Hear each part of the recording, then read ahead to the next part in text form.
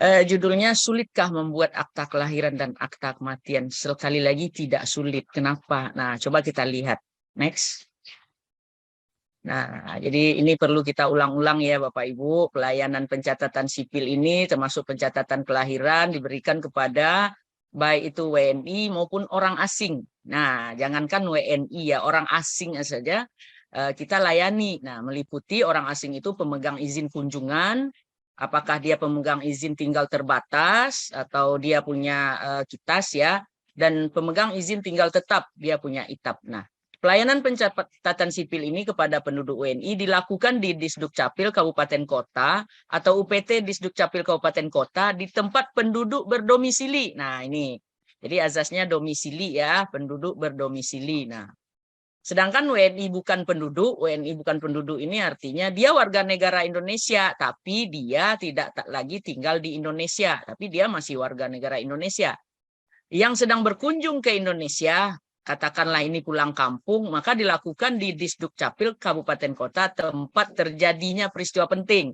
Misalnya di mana kelahiran anaknya terjadi, nah dilakukan di sana. Orang asing pemegang izin kunjungan dilakukan di Disdukcapil tempat terjadinya peristiwa juga. Nah, kemudian orang asing pemegang izin tinggal ITAS dan ITAP dilakukan di Disdukcapil Kabupaten Kota tempat orang asing berdomisili. Jadi di kitab dan kitasnya itu tertera domisilinya di sana. Nah, gitu. Terus WNI di luar wilayah NKRI dilakukan di kantor perwakilan RI. Nah, itulah lingkup pelayanan pencatatan sipil ini kita lakukan Bapak Ibu. Next. Nah, kita mulai dulu dari akta kelahiran ya Bapak Ibu sekalian. Nah, manfaat kepemilikan akta kelahiran ini kita mungkin sudah sangat tahu sekali semuanya, tapi nggak apa-apa kita ulang-ulang lagi. Sebagai wujud pengakuan negara mengenai status individu, status perdata, dan status kewarganegaraan seseorang. Karena dari akta pencatatan sipil ini nanti akan terekam datanya yang menyangkut mulai dari NIK, sampai kewarganegaraannya, sampai siapa ayah ibunya, dan segala macamnya. Status individu, status perdata, dan status kewarganegaraan seseorang. Sebagai dokumen atau bukti sah mengenai identitas seseorang, sebagai bahan rujukan penetapan identitas dalam dokumen lain, misalnya ijazah. Nah, jadi kita harapkan dengan akta kelahiran ini, ijazah dirujuk ke akta kelahiran ini. Jadi ini yang akan sangat kita harapkan ke depannya. Jangan lagi sudah ada akta kelahirannya, tapi ijazahnya nanti sengaja tidak mempedomani ini. Nah, itu salah. Tapi kenapa kemudian ketika ada perubahan, ada ini, ada pembetulan, Dukcapil itu masih mau membetulkan. Nah, itulah bukti bahwa Dukcapil ini tidak ingin sesungguhnya menyusahkan masyarakat, ingin membantu masyarakat. Namun dihimbau juga kepada masyarakat untuk memahami. Itulah kenapa kita sering-sering nih memberitahu ke masyarakat nih dengan DMM ini supaya tahu bahwa sebagai bahan rujukan akta kelahiran tersebut penetapan identitas dalam dokumen lain. Jadi yang dipedomani oleh ijazah itu semestinya akta kelahiran. Nah, jangan kemudian ijazah. Nah, ini banyak terjadi. Tapi sekali lagi untuk membahagiakan masyarakat. Nah, tapi sekali lagi juga tolong kita saling ya Bapak Ibu ya sekalian sahabat Dukcapil, ibaratnya bertepuk dua belah tangan ya supaya bagus bunyinya. Kalau sebelah tangan nggak bunyi-bunyi itu tepuk tangannya. Jadi supaya bagus dan tertib administrasi kependudukan kita yang gunanya nanti juga untuk sahabat Dukcapil semuanya. Nah, kami hanya melaksanakan tugas gunanya untuk sahabat Dukcapil semuanya terutama dan juga untuk kepentingan pembangunan di negara kita. Banyak manfaatnya.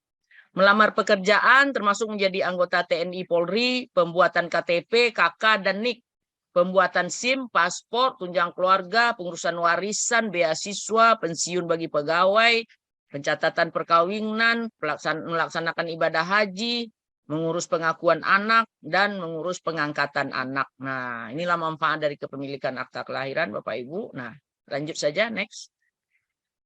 Nah, seperti yang saya katakan di awal, kenapa tidak sulit mengurus akta kelahiran itu? Ini sudah ada persyaratannya yang pasti, sudah ada regulasinya, bahkan ke teman-teman kami di Disdukcapil Kabupaten Kota se-Indonesia. Nah, ini sama aturannya, satu, tegak lurus sama, tidak ada yang berbeda-beda.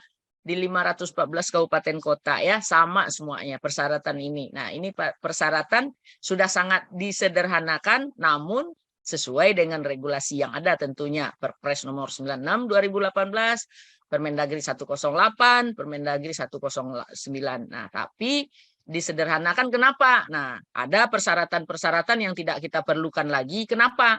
Karena database kita sudah bagus, teman-teman semuanya. Jadi ada hal-hal yang tidak lagi diperlukan. Nah, yang diperlukan hanya ini. Nah, satu, fotokopi surat keterangan kelahiran. Nah, apakah itu dari rumah sakit, dari puskesmas, dari kepala desa, kelurahan, dari mana saja. Sesuai dengan tempat kejadian, siapa yang bisa menerangkan bahwa memang sudah terjadi kelahiran tersebut. Ini salah satunya.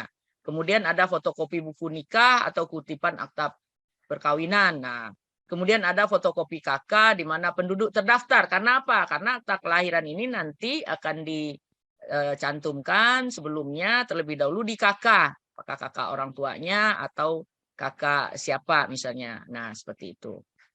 Kalau misalnya anak di panti asuhan misalnya bisa di kakak ibu asuhnya di panti asuhan kalau orang tuanya tidak ada.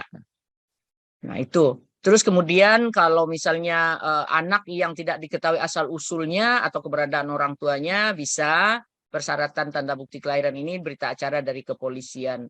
Kemudian jika tidak ada semuanya itu penduduk dapat membuat SPTJM kebenaran data kelahiran dengan mengisi F203 dan 2 orang saksi. Nah, jika tidak memenuhi persyaratan sebagaimana huruf huruf A tadi. Nah, ini formulir-formulir ini sudah ada di Dinas Dukcapil semuanya, Bapak Ibu. Jadi Bapak Ibu semuanya, sahabat Dukcapil tinggal mengisinya. Tapi tolong isi dengan yang sebenar-benarnya. Karena apa? Karena sekali kita bohong atau tidak yang sebenarnya, pada saat itu kita udah memulai kesulitan pada diri kita. Nah, jadi azasnya ini memang sangat jujur ini. Kalau jujur kita mudah ke depannya. Tapi kalau tidak jujur, saat itu juga kita memulai. Pada saat itu mungkin tidak ketahuan bisa jadi, tapi pada saatnya nanti apabila ada bukti-bukti yang menyatakan kebenaran data, berarti bisa akta tersebut dibatalkan Bapak Ibu atau contrarius actus namanya tanpa penetapan pengadilan. Jadi dimohon sekali lagi isilah dengan sebenar-benarnya. Toh apapun yang Bapak Ibu isi, yang akta kelahiran ini adalah hak anak dan hak anak itu tidak akan hilang. Hak anak itu tetap akan kita berikan sesuai dengan keadaan mereka yang sebenarnya. Kemudian penduduk juga dapat membuat SPTJM kebenaran sebagai pasangan suami istri mengisi F204 dengan 2 orang saksi jika tidak memenuhi tidak ada buku nikah orang tuanya tapi anak tetap diberikan akta kelahiran. Tapi konsekuensinya nanti kita lihat macam-macam dari akta kelahiran tersebut. Nah, seperti itu. Nah, bagaimana sulit nih Bapak Ibu? Nggak ada yang sulit kan? Kalau tidak ada ini bisa diganti dengan ini. Kalau tidak ada ini diganti dengan ini. Jadi tidak ada yang sulit. Kalau masih ada sahabat Dukcapil yang mengatakan sulit itu, nah, jadi mungkin belum tahu aja. Jadi tak kenal aja sama kata sayang mungkin. Jadi makanya salah satu acara DMM ini adalah cara memberitahu kepada sahabat Dukcapil semua. Jadi sahabat Dukcapil yang ngikutin ini juga jangan dipendam sendiri, disebarkan juga ke tetangga, ke teman-teman, ke mana. Oh, ternyata susah gampang nih ngurus akta kelahiran. Nah, jadi apa yang diterima di sini ditularkan lagi dengan sendirinya cepat tersosialisasi apa yang kita bahas di DMM ini. Jadi penjelasannya juga sudah ada. Kemudian terakhir ini dinas menerbitkan kutipan akta kelahirannya.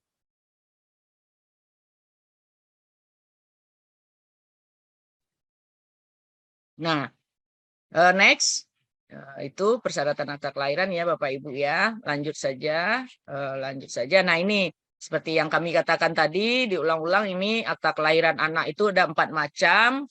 Ada 4 macam ya, anak pasangan suami istri. Nah, itu status perkawinannya tercatat. Nah, ini yang kita inginkan semuanya. Kita menginginkan status perkawinan yang ada di Indonesia ini tercatat semuanya. Karena apa? Karena sangat gampang. Ya, kalau akta kelahiran anaknya itu dibuat, anak ayah dan ibu, tidak ada masalah. Tapi kalau misalnya status perkawinan orang tua belum tercatat, bisa juga kita tulis anak ayah dan ibu tapi pakai frasa.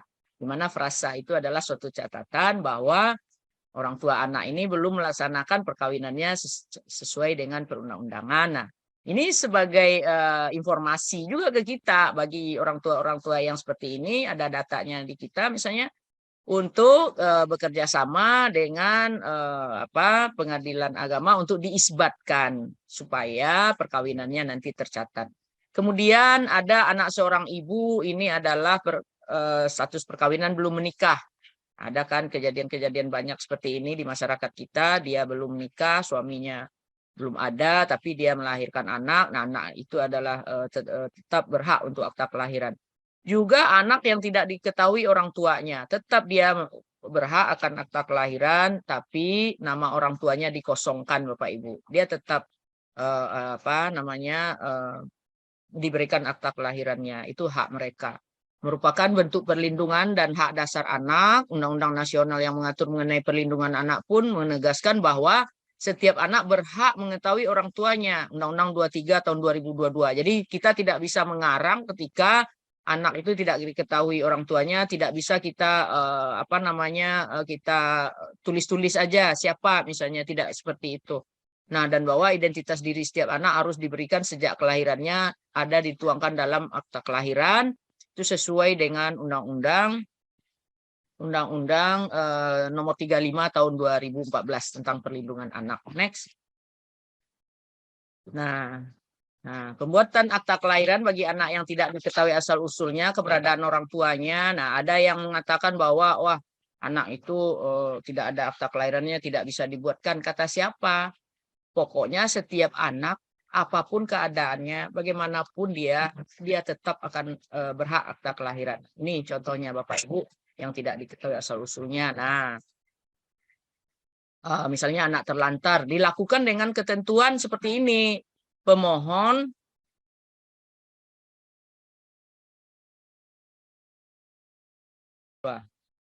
Nah, Bapak Ibu sekalian, pemohon yaitu pengurus lembaga kesejahteraan sosial anak atau panti asuhan atau lembaga perlindungan khusus anak atau orang yang bersedia menjadi penanggung jawab terhadap anak tersebut mengajukan permohonan ke Dinas Dukcapil Kabupaten Kota setempat. Nah, dengan demikian nanti akan ada akta kelahiran anak tersebut akan kita berikan. Nah, terus anak tersebut direkam datanya dalam database kependudukan sehingga mendapatkan NIK dan masuk anggota KK. Kemudian anak tersebut dapat masuk anggota KK pengurus LKSA atau LPKA atau KK orang yang bersedia menjadi penanggung jawab terhadap anak tersebut. Kemudian pembuatan akta kelahirannya dengan persyaratan berita acara dari kepolisian atau kalau tidak ada bisa SPTJM kebenaran data kelahiran. Nah, dari siapa misalnya? Tinggal ada 2 orang saksi. Kemudian pada akta kelahirannya tidak dicantumkan nama orang tua. Nah, lanjut. Nah, ini SPTJM contohnya Bapak Ibu ya, SPTJM kebenaran data kelahiran F203 itu. Nah, surat pernyataan tanggung jawab mutlak kebenaran data kelahiran dengan kode F203.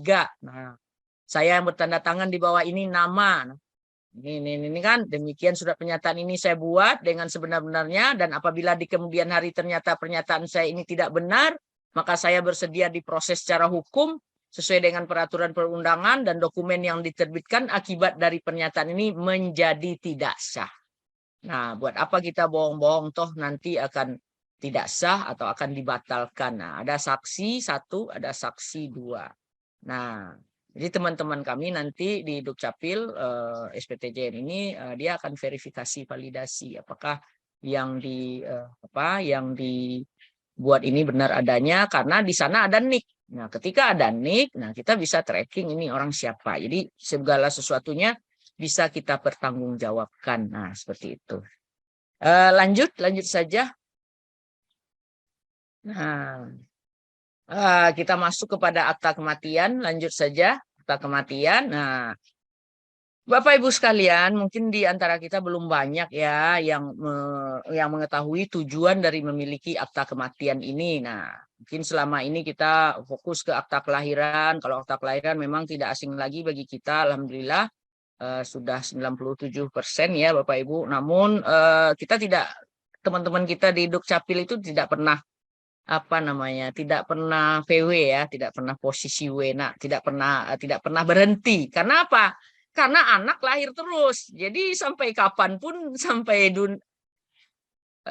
selagi dunia ini ada, nah itu tidak akan pernah berhenti karena anak lahir terus, orang meninggal terus. Nah, jadi itulah kerjaan kita sesungguhnya, adalah kerjaan yang secara terus-menerus tidak pernah berhenti Bapak Ibu. Namun kita bersyukur dengan adanya gebrakan-gebrakan, inovasi-inovasi yang digerakkan atau dimentori oleh Bapak kita Profesor Zudan. Nah, semuanya kita cari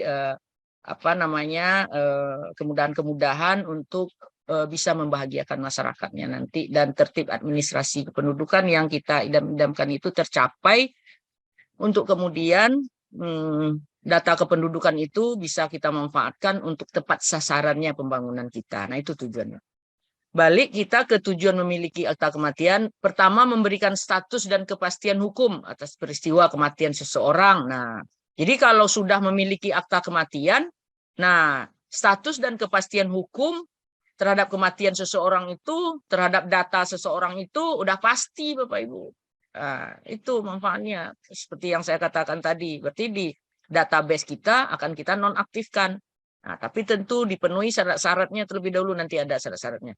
Memberikan perlindungan data pribadi penduduk yang berkaitan dengan kematian. Jadi dengan demikian, data-data penduduk yang sudah meninggal tersebut tidak bisa disalahgunakan oleh pihak-pihak yang tidak bertanggung jawab. Misalnya, misalnya dia udah meninggal, nanti dipakai nanti apanya segala macamnya, datanya segala bisa saja.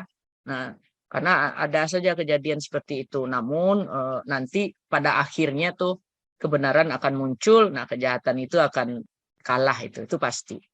Fasilitasi pelayanan publik sebagai implikasi pencatatan kematian. Nah, jadi akibat ada udah dicatat kematian, udah ada akta kematian ini, pelayanan publik lainnya akan inline, akan ikut, akan bermanfaat untuk itu gitu.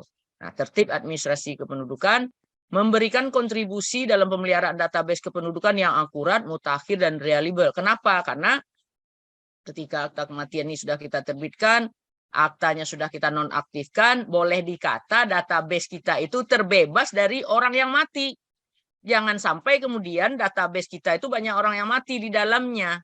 Banyak orang sudah meninggal tapi belum kita nonaktifkan. Karena apa? Karena nggak ada laporan dari masyarakat, atau jemput bolanya kita. Kadang-kadang masyarakat juga enggan melaporkan anggota keluarganya yang meninggal, itu tidak boleh Bapak Ibu ya. Kemudian manfaat akta kematian, pembuktian kematian secara hukum, pengurusan warisan, hubungan utang piutang, asuransi, pengurusan pensiun bagi pegawai, janda, duda, pemberian tunjang keluarga, pengurusan taspen, asuransi. Nah, jangan lagi pengurusan asuransi ini diminta kalau ada yang ikut sama kita sekarang ini nih, sahabat Dukcapil semua. Nah, yang sudah final atau endingnya itu adalah akta kematian dari Dukcapil. Nah, kalau misalnya keterangan dari desa, bukan saya mengecilkan arti kepala desa, tidak. Surat keterangan kematian dari kepala desa itu adalah baru merupakan salah satu persyaratan kita membuatkan akta kematian. Belum final itu. Kenapa? Karena belum dinonaktifkan datanya di database. Nah, jadi persyaratan kalau masih ada yang mempersyaratkan surat keterangan kematian dari kepala desa, nah itu belum final ya. Nah, itu harus persyaratannya dirubah menjadi akta kematian dari Disdukcapil. Kemudian pencairan dana tabungan di bank, nah persyaratan perkawinan bagi pasangan yang ditinggal mati, nah mana buktinya? Akta kematiannya mana? Kalau udah ada akta kematian memang berarti sudah ditinggal mati. Kalau enggak, bisa saja nanti ada calon suami atau calon istri yang mematikan pasangannya. Nah, supaya dia bisa menikah lagi. Ada saja itu. Nah, perubahan status sebagai penduduk, mendapatkan data statistik vital tentang kematian. Next. Nah, persyaratannya ini Bapak Ibu. Nah, tadi sulitkah membuat akta kematian? Tidak. Karena persyaratannya itu sudah sangat jelas sekali lagi. Nah, Fotokopi surat kematian dari dokter atau kepala desa. Nah, ini kan buktinya fotokopi surat keterangan kematian dari kepala desa, lurah, atau yang disebut dengan nama lain, atau surat keterangan kepolisian bagi kematian seseorang yang tidak jelas identitasnya, atau salinan penetapan pengadilan bagi seseorang yang tidak jelas keberadaannya karena hilang. Nah, berbeda ya Bapak Ibu. Ada yang tidak jelas identitasnya, tapi keberadaannya ada nih, mayatnya ada nih. Nah, itu cukup dengan keterangan kepolisian. Tapi ada yang melaporkan kematian tapi tidak jelas di mana rimbanya, mana mayatnya, tidak ada. Nah, itu harus dengan penetapan pengadilan. Nah, ini harus dibedakan ya. Nah, bagi seseorang penetapan pengadilan bagi seseorang yang tidak jelas keberadaannya karena hilang atau mati tetapi tidak ditemukan jenazahnya, atau surat pernyataan kematian dari maskapai penerbangan bagi seseorang yang tidak jelas keberadaannya karena hilang atau mati tetapi tidak ditemukan jenazahnya. Nah, sesuai dengan ketentuan peraturan perundang-undangan, atau surat keterangan kematian dari perwakilan RI bagi penduduk yang kematiannya di luar wilayah RI. Ini salah satunya saja Bapak Ibu, di mana sesungguhnya dan siapa yang mengetahui, dialah yang memberikan surat keterangan. Nah, kalau misalnya kita pelayanan langsung di dinas misalnya, ini cukup diperlihatkan cukup fotokopinya saja dengan memperlihatkan yang asli. Sedangkan kan kita ada double track system ya. Nah, ada yang langsung, ada yang online. Tapi kalau yang online, nah bisa Bapak Ibu tidak perlu datang ke Dinas Dukcapil, tapi dengan melalui aplikasi saja. Nah, itu yang difoto harus surat keterangan yang asli. Nah, itu yang di download. Nah, begitu bedanya Bapak Ibu. Kemudian ada fotokopi dokumen perjalanan RI bagi WNI bukan penduduk, atau fotokopi dokumen perjalanan bagi orang asing. Nah, fotokopi KK KTP yang meninggal dunia supaya sekali lagi tidak ada yang menyalahgunakan dan ditarik ini KTP yang meninggal itu oleh Dinas Dukcapil. Nah, ini ada yang harus saya tekankan sedikit di penjelasan ini Bapak Ibu. Nah ini pencatatan kematian dilaporkan tidak hanya oleh anak atau ahli waris, tetapi juga bisa dilaporkan oleh keluarga lainnya, termasuk ketua RT. Nah, tapi tentu dengan catatan semua persyaratannya ini terpenuhi, Bapak Ibu. Jadi jangan juga ada yang marah lah. Siapa yang berani-berani melaporkan kematian daripada bapak saya, misalnya anaknya saja nggak melaporkan, bisa saja dilaporkan oleh siapapun, termasuk ketua RT, dengan catatan memenuhi syarat ini. Tapi tentunya nanti pasti akan menghubungin ahli warisnya juga gitu. Nah, jadi akta kematian itu Dukcapil itu bisa menerbitkan. Namun kalau misalnya dipergunakan, disalahgunakan oleh orang nanti, nah itu udah persoalan lain ya, Bapak Ibu. Nah, tapi sepanjang ini sudah terpenuhi syaratnya, nah bisa saja Bapak Ibu. Namun kalau bisa kan memang ahli warisnya atau keluarganya yang melaporkan. Nah, seperti itu. Namun kalau itu tidak terjadi, ini boleh. Nah, tidak hanya oleh anak atau ahli waris, tapi dapat juga oleh keluarga lainnya termasuk ketua RT. Seperti itu. Lanjut saja. Nah, ini. Akta kematian bagi penduduk yang tidak tercantum dalam KK dan database. Nah, ada banyak pertanyaan. Bagaimana kemudian kalau kematian orang itu sudah lama, nah dia belum ada dalam KK dan database kependudukan. Nah, sebenarnya dalam pasal 65 PMDN 108/2019 itu ditentukan bahwa harus dengan penetapan pengadilan ya. Namun dapat juga dilakukan tanpa melalui penetapan pengadilan dengan catatan dokumen pendukungnya ada. Nah, siapa orang yang meninggal ini? Misalnya ada buku nikahnya atau akta perkawinannya, kakak KTP lama, ijazah, dokumen perjalanan, paspor, dan dikuatkan dengan surat kematian dari kepala desa atau kelurahan, serta pemohon membuat SPTJM. Nah, dengan 2 orang saksi, Bapak Ibu semuanya begitu ya. Nah, lanjut saja. Nah, ini formulirnya F201-nya pelayanan pencatatan sipil, formulirnya ini. Nah, ini kami mencontohkan saja. Mungkin demikian yang dapat kami sampaikan seputar akta kelahiran dan kematian ini. Ternyata tidak sulit kan, sahabat Dukcapil semuanya, sangat mudah. Nah, seperti itu. Oke, terima kasih. Lebih kurangnya mohon maaf dari saya. Assalamualaikum warahmatullahi wabarakatuh.